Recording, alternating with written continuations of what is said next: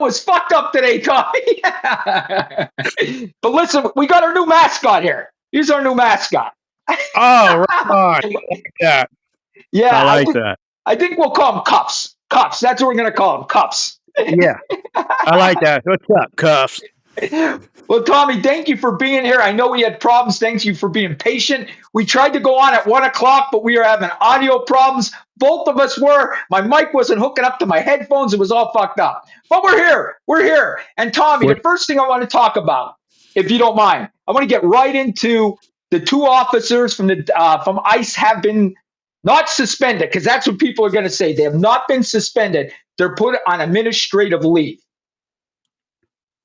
Did you see that? yeah, I saw the headlines and I did some reading on it too. Um, this whole thing is weird.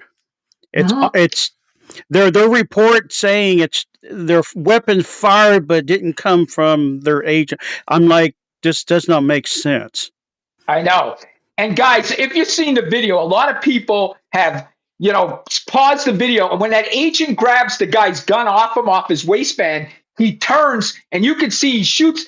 To me, unless it's AI, unless somebody doctored with the video, you could see a round come out of that gun go into the concrete. Right. And soon as it does, the other agent shoots because he thinks the guy has a gun and shooting at them. That's what I think happened. And if you read the report, Tommy, it doesn't say they shot their weapons. It says weapons. It doesn't say both agents shot their weapons. It said both agents shot a weapon. Didn't say their weapon. Well, If what's you read crazy is the that report. both agencies, you have the Minnesota Police Department has their report, but you don't have the federal actual report of their agents yet. So that's what was circulating is like when you watch the video, you see one agent going around looking, and the other one in the gray jacket disarming Pretty. And as soon as he took the weapon off his back, the other agent already had his pistol drawn. And then when the guy who disarmed him, you see how he safely put it off to the side. But when he did that, the SIG went off. Now, either don't know what generation that model is because since then they have fixed the problem. So I don't know if he was carrying an older model that had that problem. And so, like what you said, it's the timing of it. As soon as he disarmed him, the other guy had the weapon drawn on the subject, and the next thing you know, the shot starts going, and then everybody pulled back, and then off to the left, you see two agents. Yeah. And Tommy, you know what?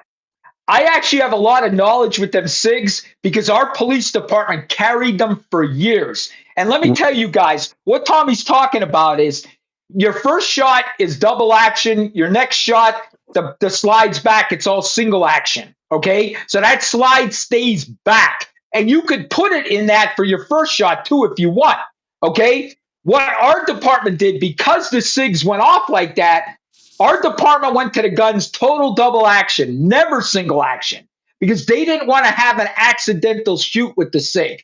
And that's the truth. So our department switched all our guns to double action, not going from double action to single action. If you're a firearms guy, you know what I'm talking about. Do you understand what I'm saying, Tom, with the Yeah. back? Yeah. So I'm familiar with them guns. And I'm going to be honest with you, I hated them guns. I didn't think they were good shooting guns. And when we left the department, right when I retired from the department, we went to other guns. Then we went to the Berettas. You know what I mean? We got rid of the SIGs. Right, because when it went off, I'm thinking, oh, that guy must have an older model because my son carries one, and Uh-huh.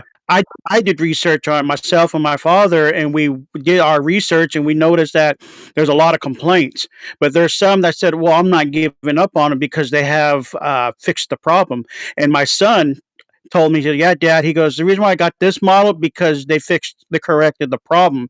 They said, as soon as you lay it on the table, just like a shotgun, you hit the bottom, it's going to go off. Yeah. So that's their model. So what you just said makes a whole lot of sense to how it's set up. Now, leading up to why he was there, it made all sense. I'm sure you probably read it. What I've read too is that this is not his first run-in with these guys. There's And a I didn't prior know, right. I didn't know that, Tommy. Yeah. I heard that after. I'm like, okay, I'm glad I didn't comment or made anything in the last 2 or 3 days because I want the sweet spot. I wanted to hear all the details that come out, and Lord behold, okay, this guy had a run in, and he's for he's helping people. I get it, but they roughed him up because he got confrontation with him, blowing his whistle. He is a professional. It says there he's a professional registered protester, agitator. So it made sense he showed up locked and loaded, but he never grabbed for the weapon, but he was there for a reason. He got a broken rib. They roughed him up. So there's a play there. So that's what I was reading, and I'm thinking, okay, they're painting this picture of this guy. It was sold, but it was something in my gut was like, there's something not adding up. Everybody's saying the same thing. Why would you bring a pistol to are protesting, and they shouldn't be protesting to begin with because they're doing their job. They're alerting everybody. But this is I give the ball to you, and this what led up to why he showed up with the pistol because yeah, this is his second run in with these guys. He didn't draw his weapon. Everybody saw his hands were up. He was maced. Okay, Right. but um when he did get maced after he helped those two women, something hit me.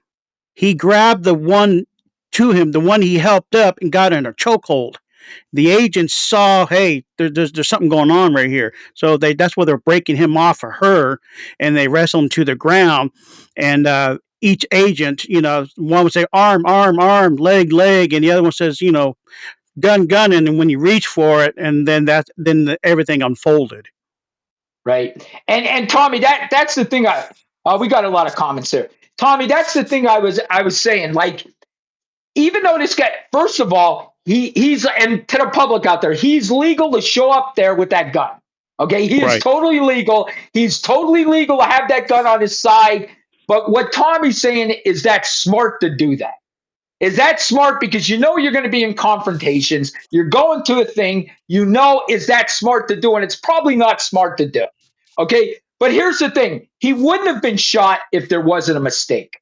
The mistake was the firing into the sidewalk by the other agent, making that other officer shoot him. Tommy, the reason, if you remember, I did a video like 2 hours after, and I said, this has to be an accidental shoot. Because I looked at the video and I'm thinking to myself, there's no way somebody just shoots somebody in the back. I mean, there's no way they would just shoot this guy in the back. And I saw that he didn't reach for a weapon. And I thought maybe it was because I know you were a corrections officer, but as a police officer, we're taught when we see a gun, we alert everybody. Gun, gun, gun. We're taught that. Gun, gun, gun. So everybody knows there's a gun involved. So my thing was, I thought he reached down to grab the gun and yelled, gun, and that got the officer to shoot. But what we found out is he pulls that gun out. And again, unless it's AI, I see a shot go into that sidewalk seconds after he pulls that gun out. And then I see the officer unload on him. So I think that's what happened. But I agree with you. It's not smart, but it's legal. So it's not smart to show up locked and loaded, but it is legal. So we got to put that out there. Yeah, totally agree. I mean, Yeah. after after he got shot and everything, it's just like, okay, everybody started doing their homework. They'd wait and see who else got a shot of this on camera.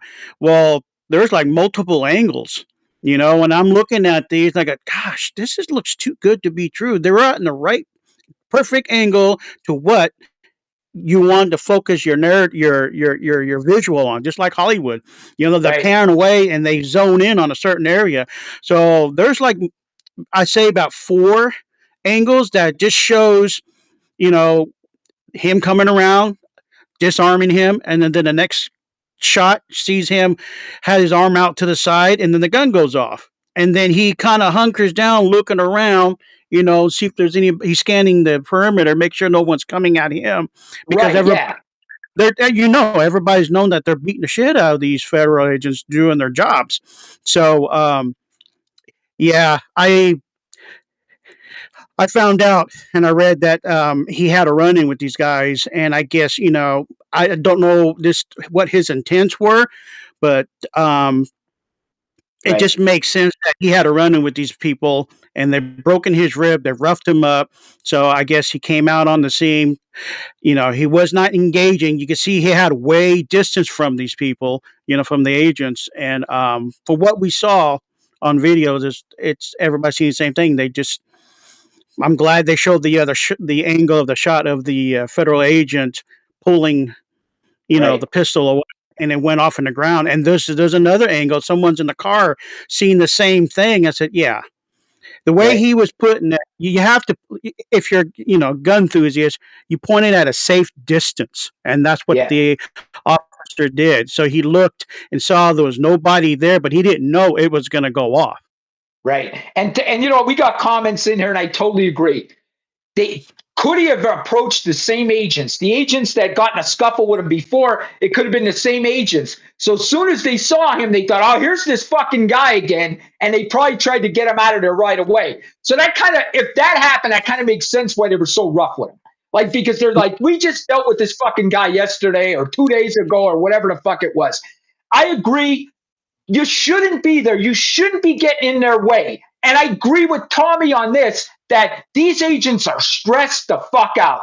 They don't know if they're going to get hit by somebody. People are yelling at them. So they are stressed. Their stress level is at a 10. And in no way am I saying what happened was right, because it wasn't.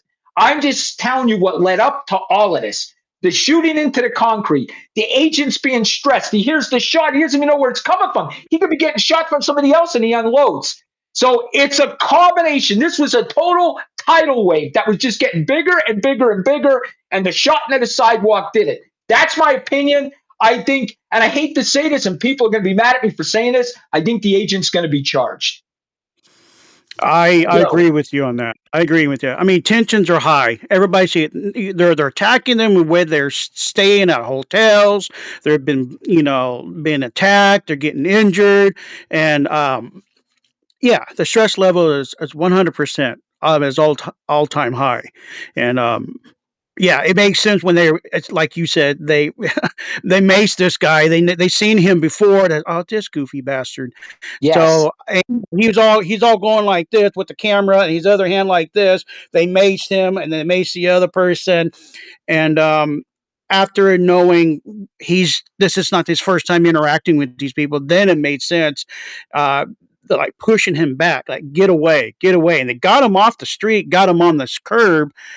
But the other gal, when she got maced and he got maced, then he, reacted. If Yeah. you know what I'm in your field, in my field, we all had to go through the mace training. And let me Yes. tell you, that shit burns, man. you It know, depends that they use on you. So there's some that where they just spray 10 feet away, it gets in your pores, without hitting you in the face, you're done. It gets in your lungs, you're coughing like crazy. Tommy, I have to say this because it'll be a viral clip. So I have to say this. When I got pepper maced, and I don't know how they trained you guys, but we basically lined up and took one right to the face and seen Yep. if we could go attack the guy while they were shooting us. So to see if we could attack him, right? And then they had big barrels of water that we could dunk our heads in. So they had these big barrels of water. They had things so you can go right in, dunk your head in. And guys, you'd have to open your eyes underwater to get the mace out too while you're doing it. But when it was my turn, I'm thinking, I can beat this mace.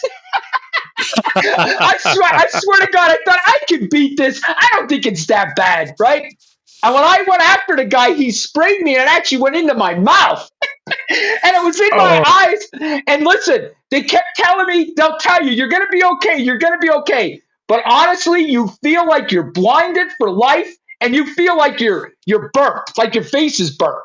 Because I don't know if you guys know this, and I'm going to explain this all to you. What it is cayenne pepper. So, ladies out there, did you ever work with cayenne pepper? You're putting it in soup, and maybe you got a little piece in your eye, and you're like, oh my God. Well, how about thousands and thousands of that pepper blown right into your fucking eye, and you can't get out? So, Tommy, I thought I was a statistic. And then finally, I felt better. I go home and take a shower that night, and it's in your hair. I was in the shower, falling down in the shower because it goes back into your eyes after you take a shower.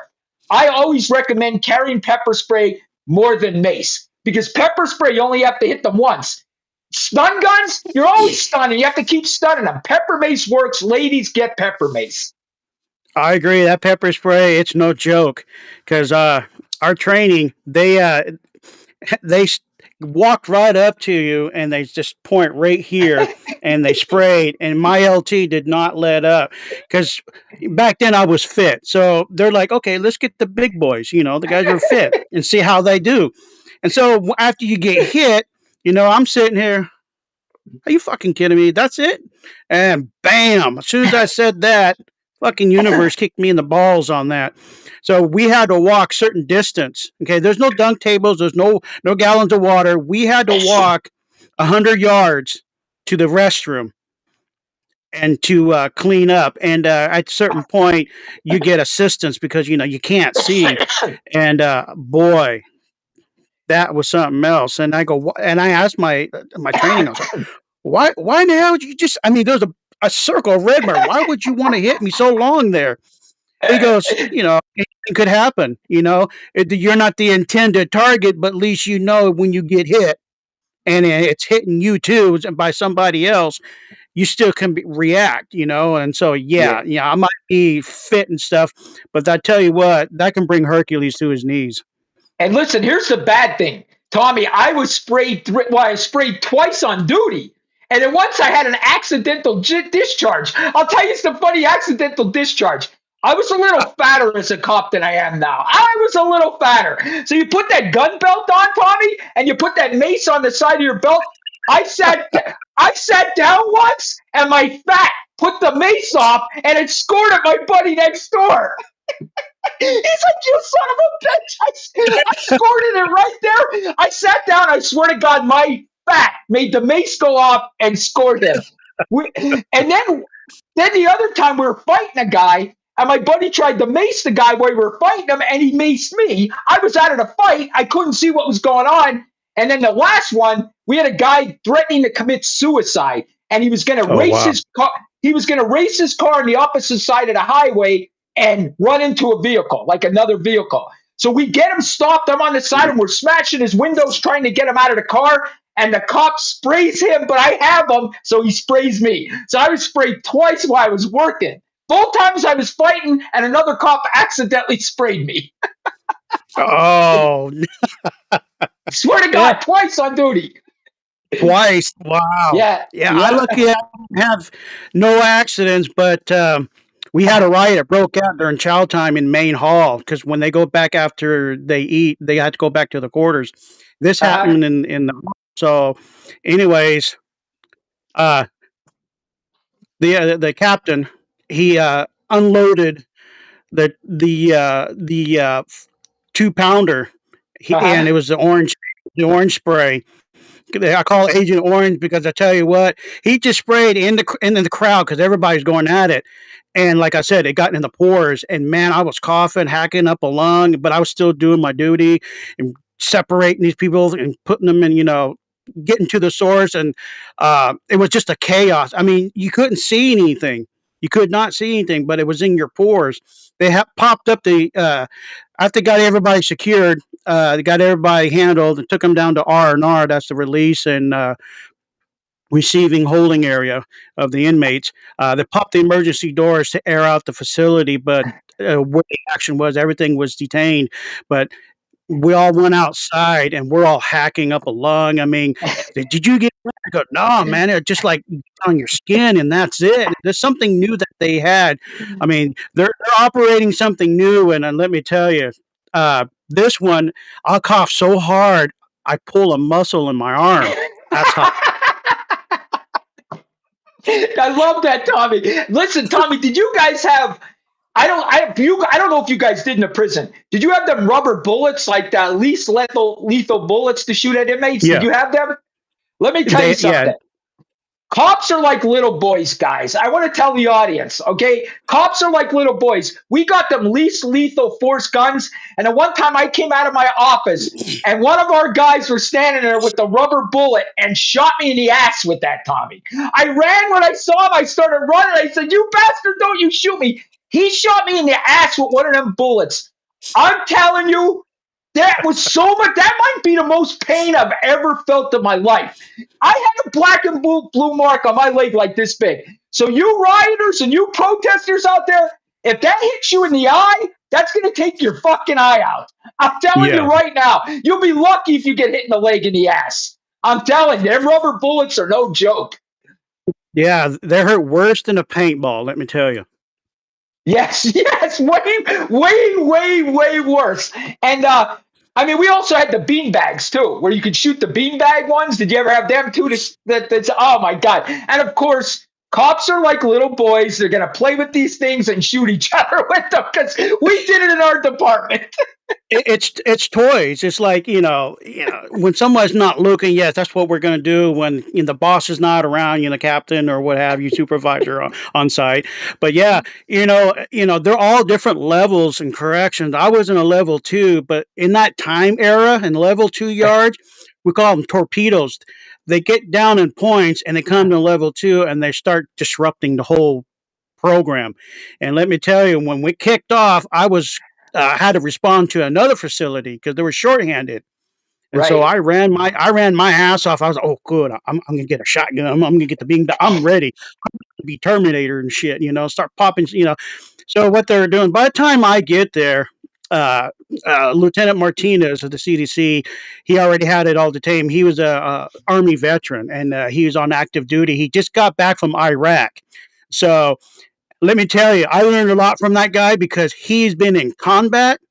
He was like this control. Even though the shit over there was chaos, and he comes back home and go to work, he's just like, nah, I got a hammer. That was my code name, Hammer. And he says, hey, I got a hammer. And so I'm like, I'm ready to get these tools out. I'm ready to rock and roll. And but yeah, I when those things go, these not all inmates will pay attention. They just want to get to their target. And if they don't get to their target, they're not going to make a name for themselves or they're not going to go, you know, however their little world is, how it works. You know what I'm saying? It's what yeah. we call politics in prison is different than the outside here world. It's a whole different ball game. Tommy, I want to tell you something. When I arrested a subject that was combative, crazy, fucking nuts. I only had to deal with them till I got him to jail. When I would ring that jail bell and you guys would leave me in the jail and drop him off, I'm thinking, I always did this. Good fucking luck, guys. I always thought these poor corrections officers, I have to arrest them, deal with them for an hour or two. These fucking guys have to live with this fucking crazy man. Yeah, they're let me tell you, I looked at we're gladiators without weapons, unless you got people in the upper with a non-lethal and some lethal, depending on the area that you're in. But yeah, the level 2 yard, it was kicking off like it was a level 3 and level 4. It's always lockdowns. I mean, I work 24 hours. I've been on long shifts and some of them are in compliance, and of course you got to put them up in the holding tank, so they cool Yeah. off. But yeah, let me tell you, I see some throwdowns, in an enclosed environment. Man, Yeah. And listen, it, this and so people understand how this all works. And I don't know how it was at your prison because I don't know if you work state or county, but our county prison, that's where we would take them if the magistrate put them in jail, right? Guys, what you do is you pull up and there's actually a buzzer. Okay. You press the buzzer and they're like, most of the time they're like, oh, we're at shift change. Give us 10 minutes. I'm like, fuck, this guy's kicking the windows out. They're like, is he combative? I'm like, yes. So I'm telling the guy, calm down. He's trying to break the windows out of the police car. To people out there, people don't like to be arrested. They resist arrest, just so you know. They don't want to go with the fucking program. But then you pull in the Sally Port, the gate comes down, you get him out of the car, you bring him in, you give the guy the paperwork and easy towel and put him in the holding cell with the other after they pat him down again. Because you got to re-pat him down because you can't trust the officers. Once you get him, you're responsible for re-patting him down. But listen, Tommy, we always had to put our gun before we got into the prison. So you were unarmed as a cop in there. I was always thinking to myself, get me the fuck out of here. I don't know how you spent every day in that prison. Tommy, I couldn't do it. One thing I know, I would never, ever be a corrections officer. God bless you, Tommy. a lot of my God bless buddies are you. coming. Yeah, a lot of them say, how can you do that? I got to have tools to work with. There's no way. I said, I don't know, man. I just do. You can't be too relaxed. You have to have some fear in you, because that's what just Yeah. keep you alive. I see too many. We call them truckers. They're too complacent. They just like, I'm not. I'm just gonna chill, be buddy with the inmates and blah blah blah. Back then, that's when smoking was allowed, until they end that shit. And no, I didn't run with the program, so I was basically the black sheep of the facility because I wasn't you know, you got bad cops and you got good cops. Just pick a side. Oh, And you yeah. know, I stood out from the crowd. I was there to do a job. Don't get me wrong.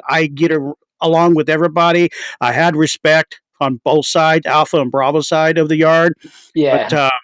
uh, I just look at, because they're ran by the state and Right. operated privately. So I was running it as a state, and a lot of those guys are programmed state. But when they get to they call it a hotel. This is like a vacation for them. But I didn't Right. run it like a vacation, not RoboCop, because there was too many of them. Because you want Right. less action there at the facility. You want these guys to do their time, get rehabilitated, and get the hell out. Yeah. Some of them come back within 14 months. That's all they Oh know. yeah. Listen, and Tommy's right. Like I would take a guy to the prison, and sometimes the guys were cool. I'm not saying everybody was acting up. Some Right. guys would like, hey, could I have a cigarette before I go to jail? And I would let them have a cigarette and everything, and then they would say, could I keep my close impact cigarettes? Because if your cigarettes weren't open, they let them into prison. But if they were open, they wouldn't let them in. So I was nice to guys. And what Tommy's saying is, you have to gain respect from these guys because you're going to deal with them all the time. You're going to deal with them all the time. Like I said, I'd bring them into prison and like, hey, Johnny, you said you wouldn't be back. It's only been 2 months and you're back again. So you're dealing with, I call it Batman and Robin. You're dealing with the Joker this week, right? The Penguin next week, and the Joker's coming 3 weeks again. You're dealing with the same people, especially if you live in a small town. So you have to, if you tell them something, you got to tell them the truth. Because as a cop, you want them to respect you. So I always told people the truth. I didn't lie to them at all. That's right. That's right. 100%. It's respect. You don't Yeah, get you don't you have to earn respect. You don't it's not handing out like a piece of candy. right. And so yeah, a lot of these guys, they've been in the system. And one of the OGs come up, and I seen this, and there's a letter K. And I go, oh shit, you've been in this gig for a long time. And what blew them out is that, you have to dis- disconnect from the outside world, because the outside world is different from the inside. You basically are living 8 to 24 hours with these guys. If there's Right, no ride, you're out of there in 8 or 10 hours. right, But if it kicks off, you're there. You know? right, I'm the first boot to hit the floor and the last one to leave. I was a dedicated guy, and I wanted to further my career, but right. obviously that didn't pan out. But yeah, those are we got. I got that could be another whole episode of our Tommy, time I just being got an. Tommy. I just got one question for you. I don't know if you've seen a video I did. It was got a couple weeks back, but I always said how I recognize on the street if a guy's been to prison is when he called me boss or boss man. When I'm on the street and I dealt with somebody and they said, "Oh, boss, hey, boss man, I got you, boss man." Right away, I knew that fucking guy's been to prison. Because if they call you boss man, they've been to prison. Would you agree with that? Did you hear that term, or is that just a Southern term?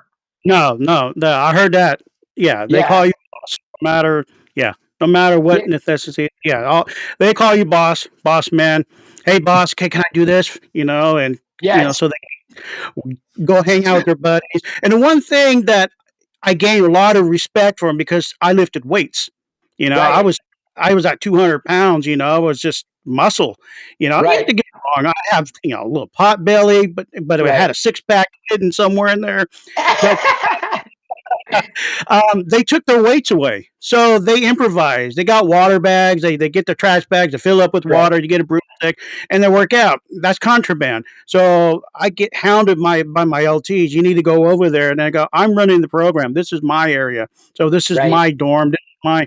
So I tell the guys, and they see me walk by, and they all, no matter what color they are, they all came up and say, "Hey, boss, thanks for allowing us to work out." I said, "Hey, I know what it's like to be stressed, and this is a stress reliever. So Right. do what you need to do, and then kill the bag. You know, Yeah.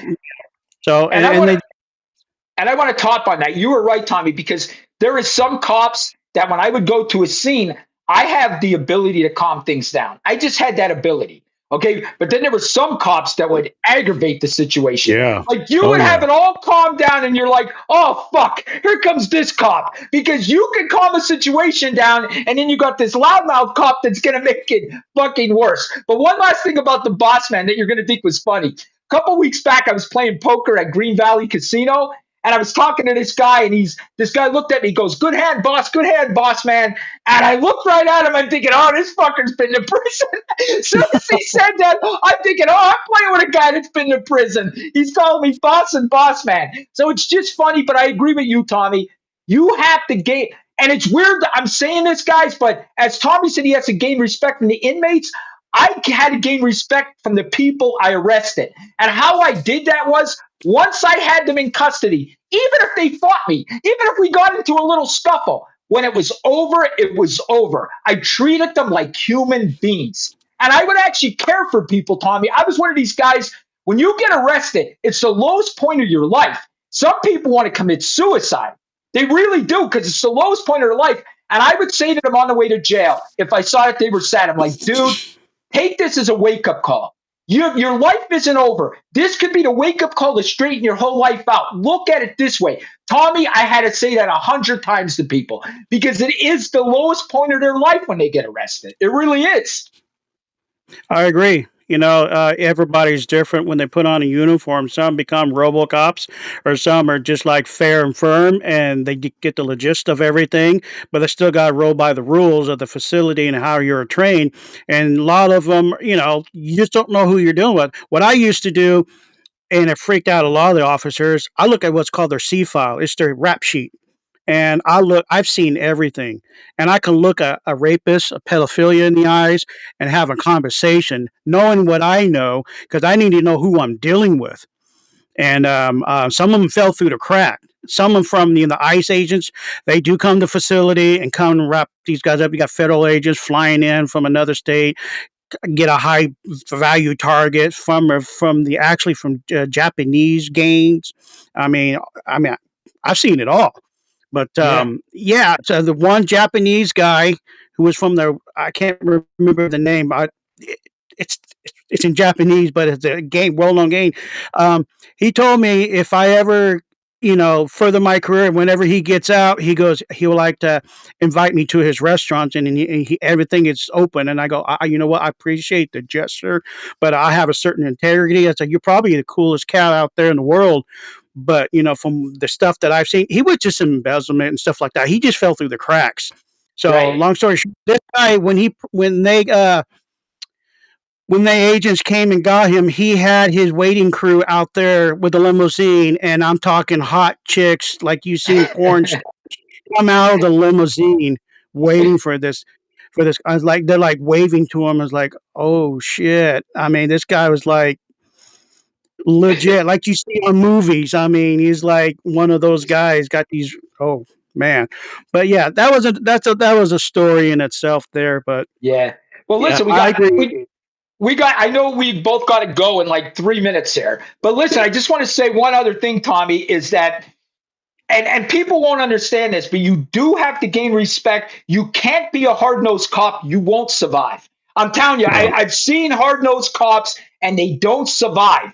They don't survive. You got it. And they used to call me officer friendly. And I was officer friendly until I wasn't officer friendly. And you were probably the same way until you pushed that you couldn't be officer friendly, then officer friendly had to go away. But I can tell you this, Tommy, if you look at my Facebook friends, I kid you not, at least 25 of my Facebook friends I've arrested. And one of them I arrested for murder. And he's my Facebook friend. It basically what happened, Tommy. It's a story in itself, but I'll tell you real 1 second here. It was two kids, 20 and 18, fighting each other, and it was a mutual fight. He hit the kid and he killed him. He killed him with a punch. The kid didn't die to 3 days later. It was a tragedy in our community, and the guy was arrested for manslaughter. It wasn't like he meant to kill him. It was an accident. It was a fight between kids. And Tommy, that guy respected me so much that he's still my Facebook friend.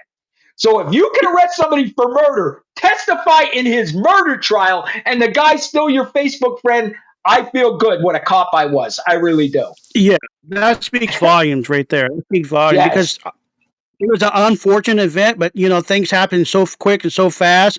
It just like you can drown in a pool with just a teaspoon of water. And Right. and you're surrounded by people. It's like, oh, who killed him? You're like, no, you know, yeah, a punch. Hey, all it And takes is just it yeah, happens. happens. You And here's know, the thing, the other guy was the aggressor. The other guy was the aggressor. This guy was bigger, a lot bigger than the other guy, and he hit back. And it was a mutual fight, and it ruined two families' lives. You know what I mean? It ruined two families' lives. So listen, kids out there, it's not worth it. When people tell you to walk away, unless your life's in danger, walk the fuck away. Am I right, Tommy? It's not worth it. I it's not worth it. For the audience out there, it's tragic what we all witness on TV. Um, I urge these protesters, don't protest. Let these guys do their jobs. They're there to get rapists, murders, and people they unalived off the streets. Okay, there are families out there still mourning and still grieving. They don't get to have another day with their loved ones because they're 6 feet in the ground from these sick individuals, and this is a business that their cartels are running, and we're trying to get them off the streets. You're blowing the whistle, protesting. That tells me you want criminals, you love criminals to continue to cause havoc. We don't. That's sickening. To me, that is sickening. Please just stay off the streets. Let these people do their jobs. Okay. We won't see this type of Yeah. incident. And guys, we're gonna end it on this, but I want to do an end too. And Tommy's right. What we seen was horrific, honestly. So I understand why the nation's upset. It was horrific to watch. The whole incident was horrific. Again, I think when it comes out, it's going to show that it was an accidental shoot, but I still think he's going to be charged. But Tommy's right. You're protecting criminals. You are protecting criminals. Most of the time, you're going after criminals, rapists, murders, and you're protecting them. And it's mostly women. Ladies, stop the crap. Tommy, thank you Yes. for coming on. And Hey, how thank you about for having me. I will invite you next week again. You're welcome anytime. Thanks, everybody. Bye, guys. See ya.